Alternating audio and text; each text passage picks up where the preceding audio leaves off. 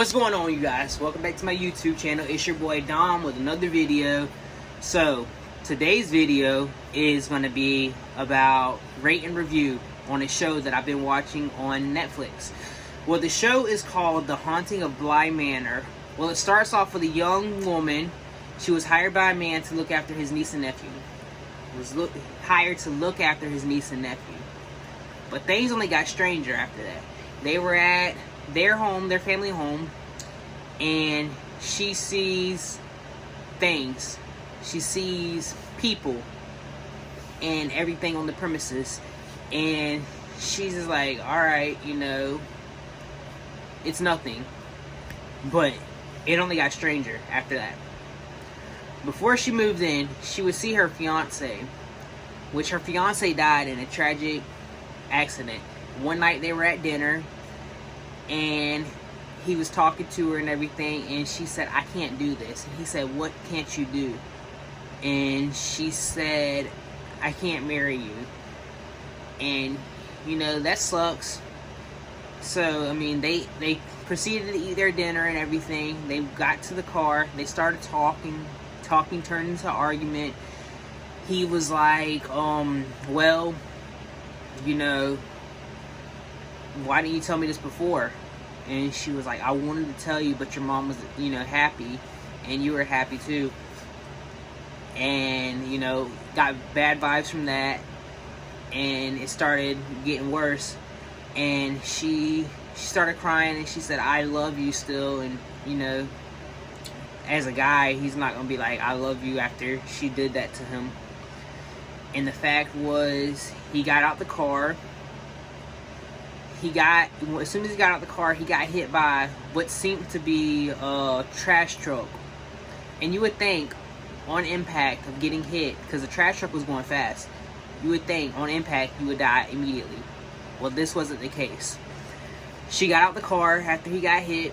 His body was laying on the ground, and she started talking to him, and he was gasping with his last breath. She said, I love you.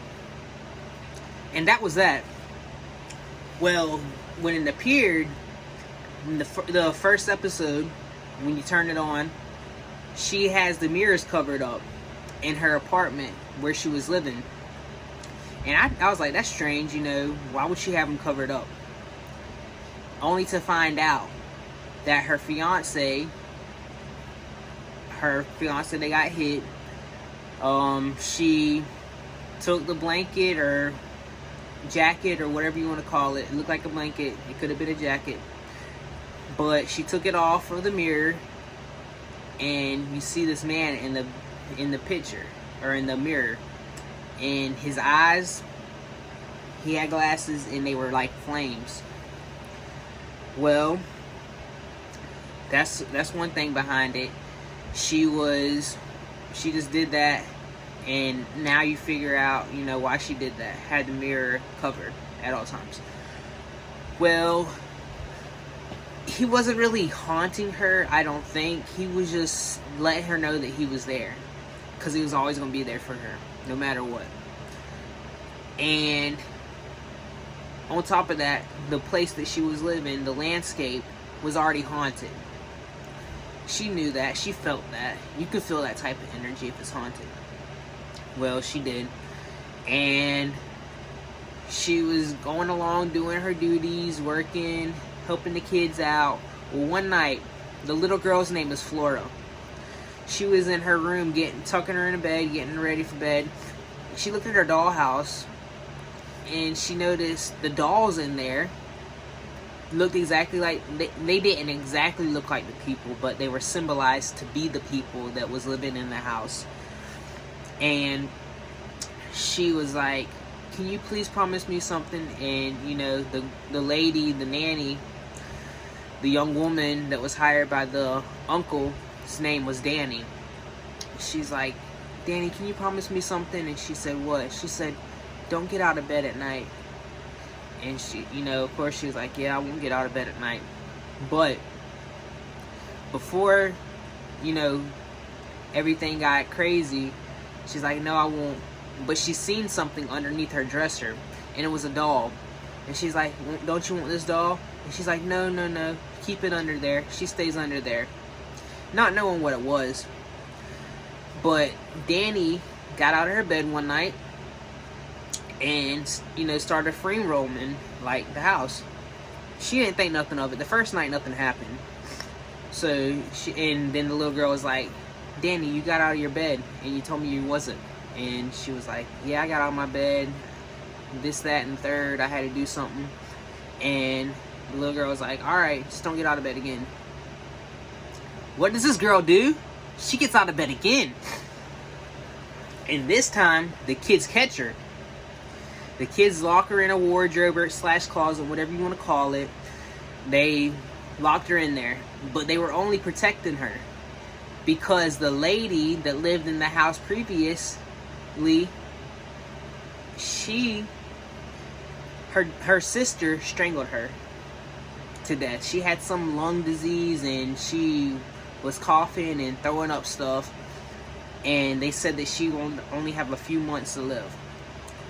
But the lady, you know, she had stuff hidden for her daughter. She wanted her daughter to have everything once she passed and her husband passed. So, simple story, you know, she had a trunk full of her goods and her jewelry and stuff that she wanted to pass on down to her daughter. Which you hear about that a lot. A lot of people want to pass down things from generation to generation. So, her sister married her husband that, you know, she married her husband, her sister's husband, once she died, once she killed her, because she killed her. She strangled her to death, like I said. And, well, her husband was doing bad things and spent all their money, and they didn't have hardly any money left. So she was like, well, let's get the jewelry and stuff that was left for the daughter, and let's sell it so we can, you know, get back on our feet and be able to live. So the husband was disagreeing with this, like, no, we're not doing that, that's for my daughter, this and that. And she was like, but we need the money because you spent it all.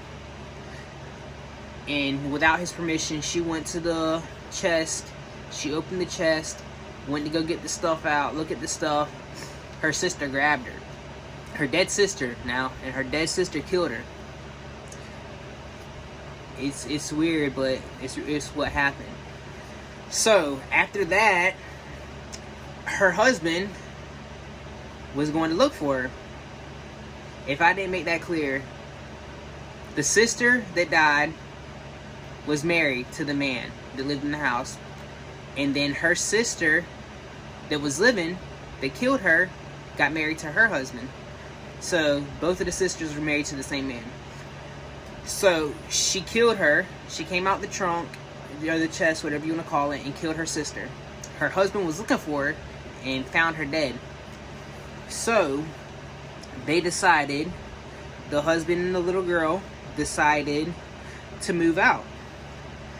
But they didn't want to take the chest with them. They went to the chest and they threw the chest in the lake.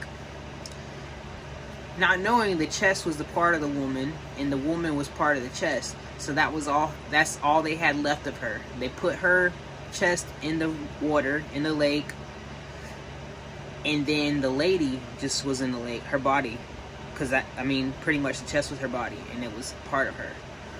So they looked, you know, watched it go down, sink down and everything. And ever since then, the lady forgot. The lady that was in the lake, in the chest, she forgot about everything. So she would go to sleep and then she would wake back up. And then she would walk into the room that her and her husband lived in and stayed in, and slept in together.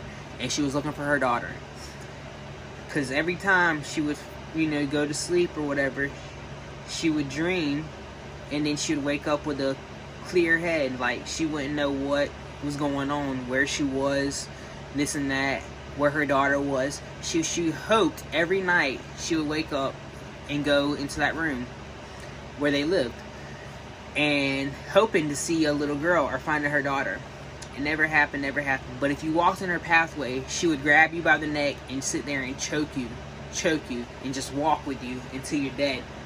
And then eventually she would walk you back to the lake. You would drown, of course, and you would die, and you would be in that lake with her.